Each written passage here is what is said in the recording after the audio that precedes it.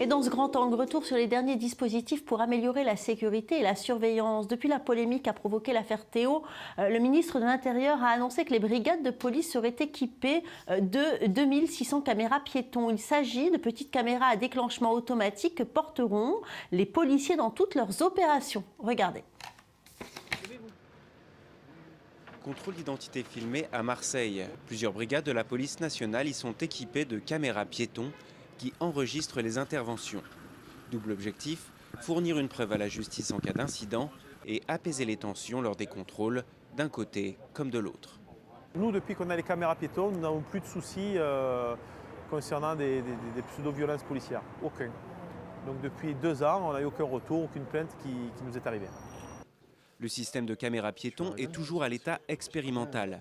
Mais après l'affaire Théo à Aulnay-sous-Bois, le ministre de l'Intérieur, Bruno Le Roux, a annoncé vouloir généraliser le dispositif à toute la France.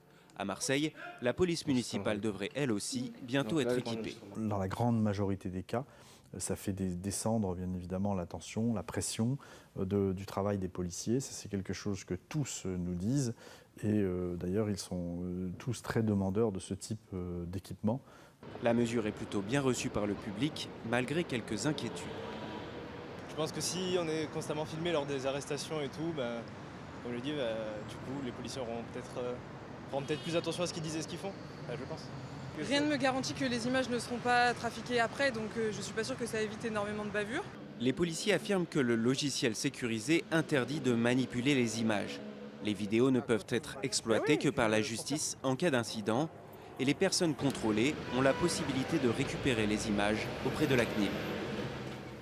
Et si les caméras piétons se multiplient dans les rues, on connaît d'autres dispositifs mis en place sur les routes, dont le fameux radar embarqué qui est censé lutter contre la mortalité routière en flashant les automobilistes. Alors si jusqu'ici ils étaient gérés par l'État, le gouvernement souhaite maintenant les confier à une société privée. Julie Ebaud, bonjour. De quoi parle-t-on exactement? Eh bien Valérie, on connaissait, vous l'avez dit, les radars fixes sur les bords de la route, les pistolets radars et les radars embarqués, donc qui sont placés dans les véhicules des forces de l'ordre. Eh bien ces radars embarqués seront bientôt installés dans des véhicules banalisés, confiés à des sociétés privées. D'accord. Et pourquoi ce changement? Alors, selon le gouvernement, à l'heure actuelle, ces véhicules qui sont conduits par des policiers sont sous-utilisés, un peu plus d'1 heure par jour.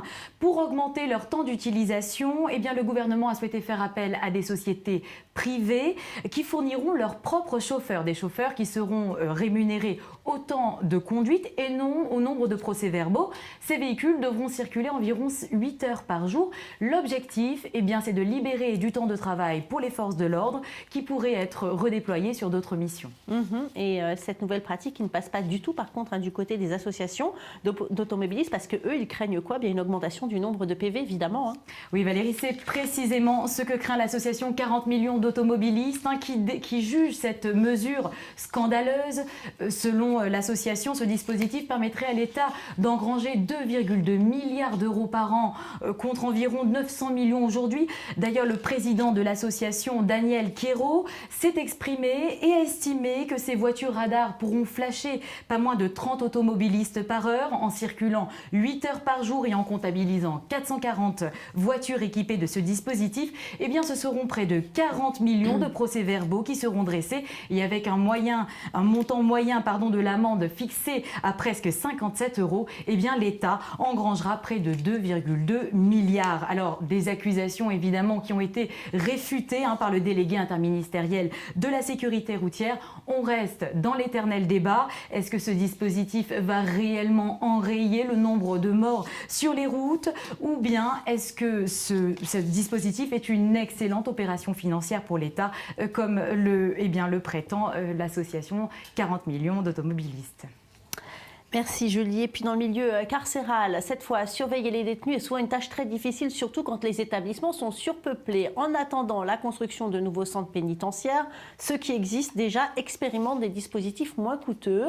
L'un d'entre eux est baptisé Respect. L'objectif, donner plus d'autonomie aux détenus pour les aider à se réinsérer. Les explications dans ce reportage.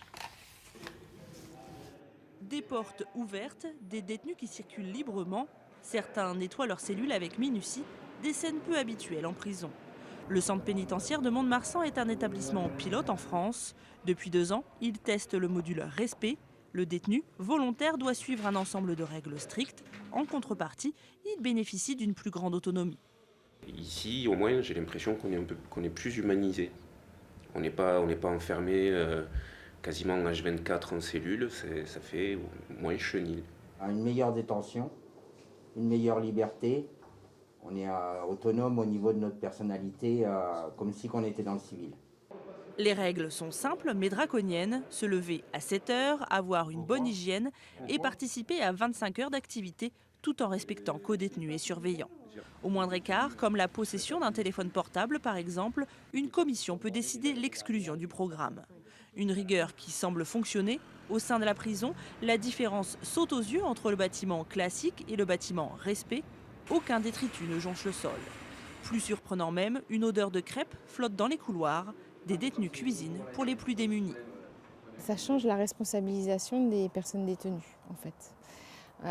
Elles deviennent actrices de leur détention et la subissent moins. Si une personne détenue a des dons particuliers dans un domaine spécifique, elle va faire partager cette activité à d'autres personnes détenues, par exemple. C'est le cas notamment de Christophe. Il dispense depuis quelque temps des cours d'arts martiaux à ses co-détenus.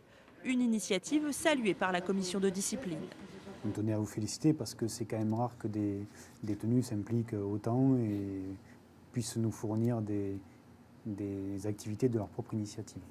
L'enfermement classique, ce quadragénaire l'a vécu il y a longtemps et pour rien au monde, il ne voudrait y retourner. Le rapport avec les autres est moins conflictuel, il y a beaucoup moins d'agressivité. L'incarcération que je vivais il y a 20 ans, même en étant gentil, en étant bien, on avait quand même des problèmes avec les autres détenus qui venaient vous chercher des noises ou vous voler ce qu'ils pouvaient.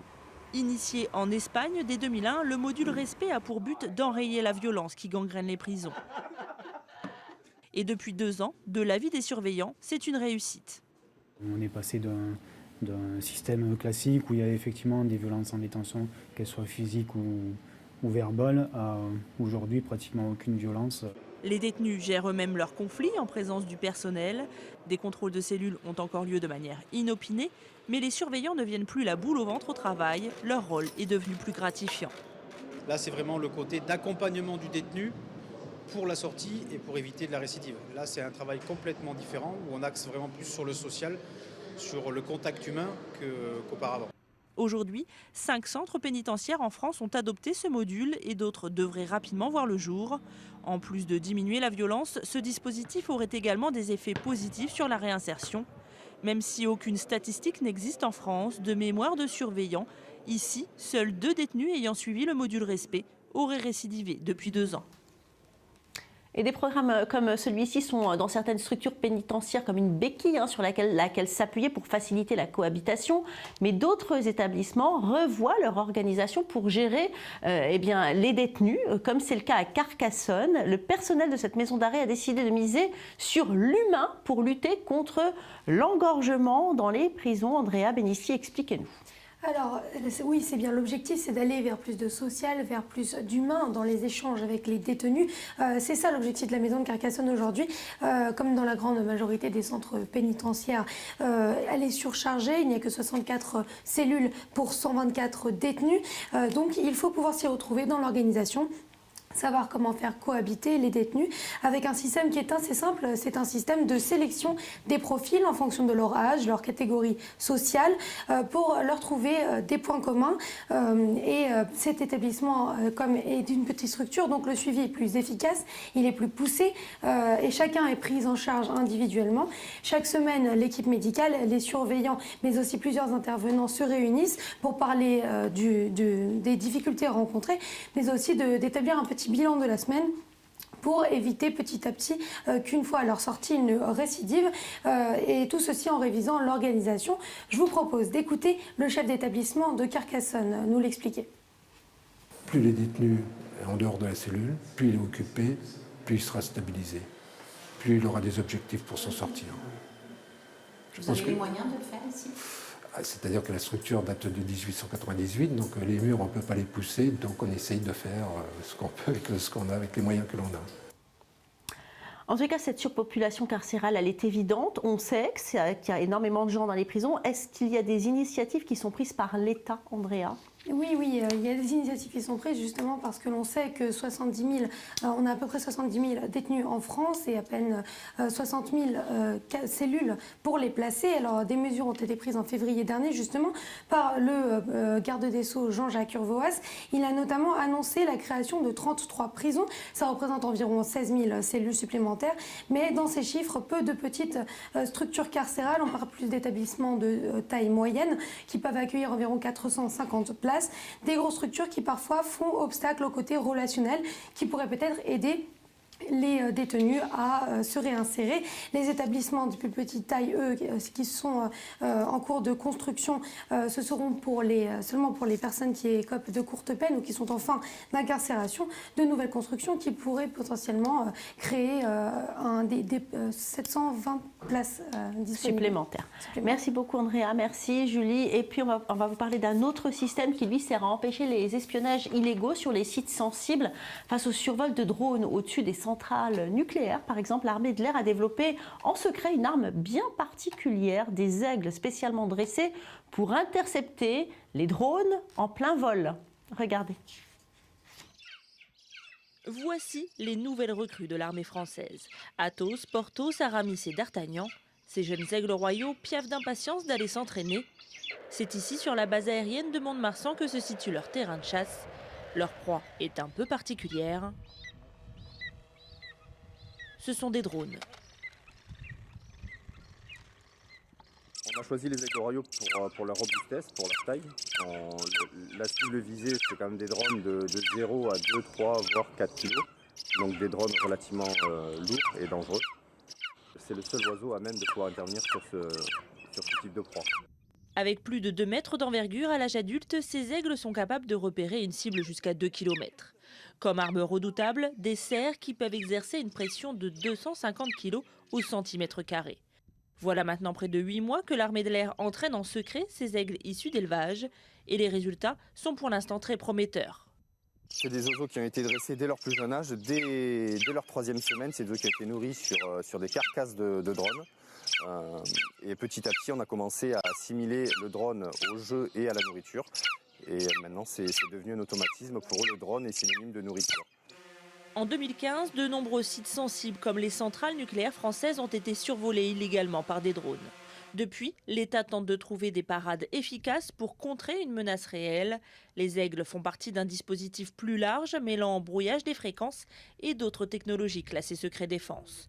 Leur utilisation en conditions réelles pourrait bientôt voir le jour si les tests sont positifs. On étudie 2 aspects. Un aspect protection des bases aériennes, notamment des bases aériennes à vocation nucléaire. Deuxième aspect, protection d'autorité sur l'espace public. Pour l'espace public, on va travailler bientôt sur plusieurs scénarios pour se rapprocher vraiment de ce qu'on peut faire, par exemple au 14 juillet, par exemple sur un concert, un match de foot comme pour l'Euro, pour voir si l'aigle est capable d'intervenir au sein vraiment de l'espace public et de la population. Pour l'heure, les 4 mousquetaires poursuivent leur entraînement de haut vol. Une équipe technique est dédiée à la maintenance des drones et à développer des protections spécifiques en Kevlar pour protéger l'animal des blessures. Forte de ses premiers résultats, l'armée de l'air attend 4 autres pensionnaires d'ici l'été prochain.